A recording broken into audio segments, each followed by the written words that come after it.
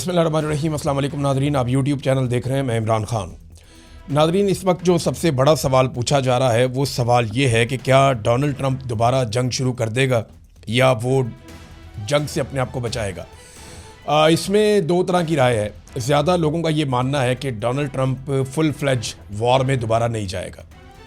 उसकी वजह यह है कि डोनाल्ड ट्रंप को जंग के लिए जिस तरह की सपोर्ट चाहिए वो डोनाल्ड ट्रंप को अपने इत्तेहादियों की जानिब से या दुनिया की जानिब से या वो ममालिक जो पहले अमेरिका के साथ मिलकर जंग में जाते थे उनकी जानिब से वो सपोर्ट मिली नहीं है। इस पर एक बड़ा ज़बरदस्त आर्टिकल द इकोनॉमिस्ट ने भी लिखा है कि ट्रंप दोबारा जंग की तरफ नहीं जाएंगे।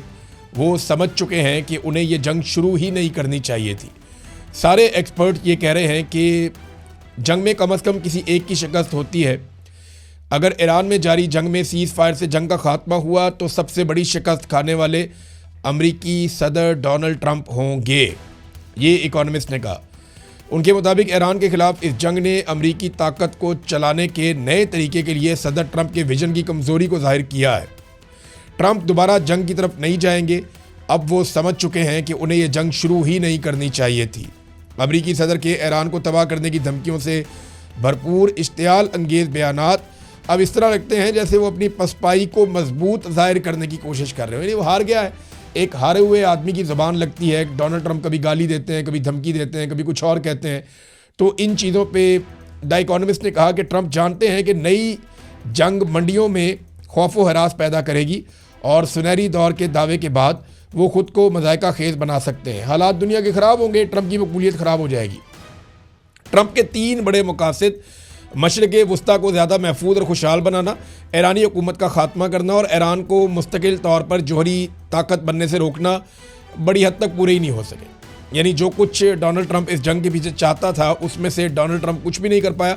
बड़ा तफसीली ये एक आर्टिकल लिखा गया है द इकोनॉमिस्ट में और इसमें बहुत सारे एक्सपर्ट्स की जो राय है वो भी यही है इसी हवाले से कि डोनाल्ड ट्रंप के लिए मुश्किल है कि वो जंग दोबारा शुरू करे। उसका एक सबसे बड़ा रीज़न मैं आपको ये देता हूँ कि दुनिया भर के ममालिक ने डोनाल्ड ट्रंप की ये दरख्वास्त मुस्तरद कर दी है जिसमें डोनाल्ड ट्रंप ये कहता है कि मेरे साथ चलो और चल के आबना हुर्मुज़ को खोलो और ताकत के बलबूते के ऊपर हम कंट्रोल करते हैं ईरान को।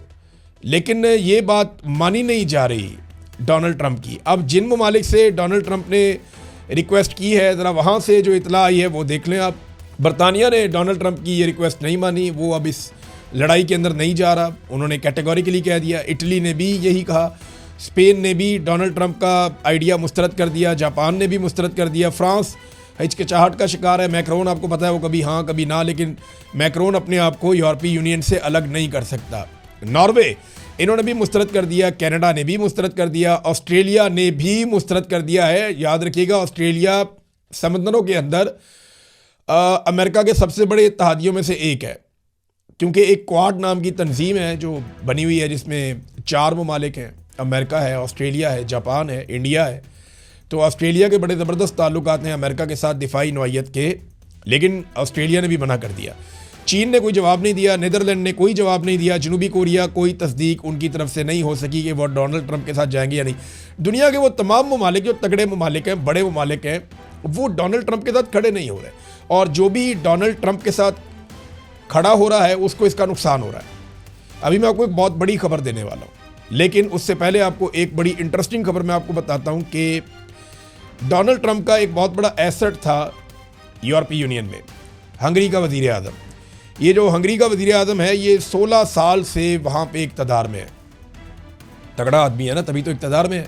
बड़ा मकबूल आदमी है और ये अमेरिका का बहुत बड़ा हामी है और डोनाल्ड ट्रंप की पॉलिसी के मुताबिक चलता है। तो डोनाल्ड ट्रंप का ख़ास आदमी है। जब पूरा यूरोपीय यूनियन डोनाल्ड ट्रंप के ख़िलाफ़ बोल रहा था या यूरोपीय ममालिक डोनाल्ड ट्रंप की पॉलिसी से इख्तलाफ कर रहे थे तो ये वो वाहिद आदमी था जो हंगरी का वज़ीर आज़म विक्टर ऑरबान ये डोनाल्ड ट्रंप की सपोर्ट कर रहा था। अब इसका इलेक्शन हुआ, इसके इलेक्शन के लिए बाकायदा जेडी वेंस को भेजा भी गया कि ज़रा सपोर्ट वपोर्ट करके आओ और अमेरिका ने पूरी सपोर्ट की है। अमेरिका का इत्तेहादी है ये जो हंगरी का वज़ीर आज़म था, लेकिन उसको बदतरीन शिकस्त दी है वहाँ के अपोजिशन लीडर ने और उसका नाम है पीटर। उसने शिकस्त दे दी डोनाल्ड ट्रंप के बड़े ज़बरदस्त हमायती को। 16 साल के बाद वो इलेक्शन हार गया और 2/3 अक्सरियत से वो इलेक्शन हार गया। देखिए, यूरोपीय यूनियन जो है ना वो पेड्रो के नक्शे कदम पे चल रहा है। पेड्रो एक नौजवान लीडर है और उसका ताल्लुक है स्पेन से। और स्पेन में अभी मैं गया था थोड़े दिन पहले, मैंने वहाँ के लोगों से पूछा, उन्होंने कहा जी पेड्रो बिल्कुल एक अलग तरह का सियासतदान है, वो रवायती सियासतदान नहीं है। वो सही को सही और गलत को गलत कहता है, चाहे उसको उसके लिए कोई भी कीमत चुकानी पड़े। ये वहाँ दावा किया गया, बहुत सारे लोगों ने ये कहा और वो वहाँ बहुत मकबूल भी है। लिहाजा डोनाल्ड ट्रंप का एक हमायती भी इलेक्शन हार गया। अब वहाँ पे जो दूसरी हुकूमत बनेगी तो जो कुछ हमायत थोड़ी बहुत ट्रंप के पास यूरोपीय यूनियन में थी वो भी ऐसा लगता है कि अब नहीं होगी। एक एक करके इत्तेहादी डोनाल्ड ट्रंप से दूर जा रहे हैं। मिसाल के तौर पे डोनाल्ड ट्रंप ने 2 बजे धमकी लगाई दोपहर के कि मैं इसराइल की हमायत से इनकार करने पर स्पेन के साथ तमाम तिजारत और ताउन ख़त्म कर दूंगा। यानी स्पेन को उन्होंने धमकी लगाई और 2 घंटे बाद जो है वो स्पेन का जो वज़ीर-ए-आज़म है वो चीन पहुंच गया। ट्रंप को वादे पैगाम दिया कि जनाब एक मुतबादिल भी मौजूद है, दुनिया में एक और सुपर पावर भी है, आप अकेले तो नहीं है। तो स्पेन अपने चीन के साथ ताल्लुकात बढ़ा रहा है। डोनाल्ड ट्रंप कहता है कि जो चाइना की गाड़ियां हैं वो यूरोप की मार्केट को तबाह कर देंगी और यूरोप की गाड़ियों की मार्केट को बर्बाद कर देंगी। देखिए, ये कंपटीशन तो दुनिया में होगा। इस वक्त मुकाबला दुनिया में है इलेक्ट्रिक गाड़ियों का। आने वाली चंद दहाइयों में पूरी दुनिया से जो पेट्रोल और डीजल पे चलने वाली गाड़ियाँ वो ख़त्म हो जाएंगी। यहाँ यूरोप में अब गाड़ियाँ वो यूरो 6 गाड़ियाँ आ गई हैं। ये कोशिश करते हैं कि इलेक्ट्रिक गाड़ियाँ लोग चलाएं, दूसरी गाड़ियाँ ना चलाएं। और इलेक्ट्रिक गाड़ियाँ बनाने में इस वक्त पूरी दुनिया में सबसे आगे चाइना है। इसकी लगभग 60% के करीब मार्केट चाइना के कंट्रोल में है। जापान में गया था, मैंने वहाँ लोगों से पूछा, उन्होंने कहा जी हम कोई ऐसी काबिल ज़िक्र शानदार इलेक्ट्रिक गाड़ी नहीं बना सके जिसकी हम दुनिया के सामने रख सकें। वहाँ कंपनियाँ कोशिश कर रही हैं, लेकिन जिस तरह चाइना आगे निकल गया, जिस तरह नए नए मॉडल उन्होंने बनाए और जितनी ज़बरदस्त टेक्नोलॉजी से वो गाड़ियाँ बना रहे हैं, और चाइनीज़ गाड़ियाँ बहुत जल्दी चार्ज होती हैं, बहुत ज़्यादा देर तक चलती हैं, तो उनकी क्वालिटी बड़ी शानदार है।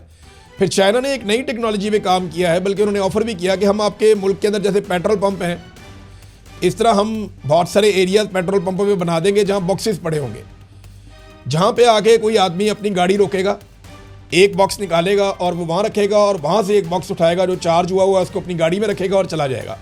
500 किलोमीटर अब वो और जा सकता है।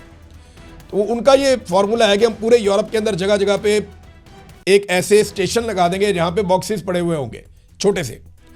वो बॉक्स के अंदर बैटरी है, आपने गाड़ी में से अपनी बैटरी निकाली और वहाँ रख दी, वो ऑटोमेटिक चार्जिंग पे लग गई और वहाँ से एक बैटरी जो चार्ज है वो उठाई और गाड़ी में रख दिया, 500 किलोमीटर फिर चले जाए। तो इस किस्म की फैसिलिटी भी चाइना कह रहा है। तो चाइना बहुत आगे निकल गया। अमेरिका के बाद बहुत थोड़ी मार्केट है, दूसरे नंबर पे दुनिया में अमेरिका है, पहले नंबर पे चाइना है।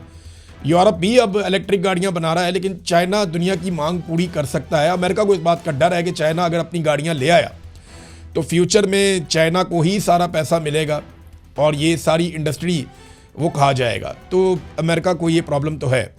अब तक के लिए इतनी, अपना ख्याल रखिएगा, अपने चैनल का भी अल्लाह हाफ़िज़।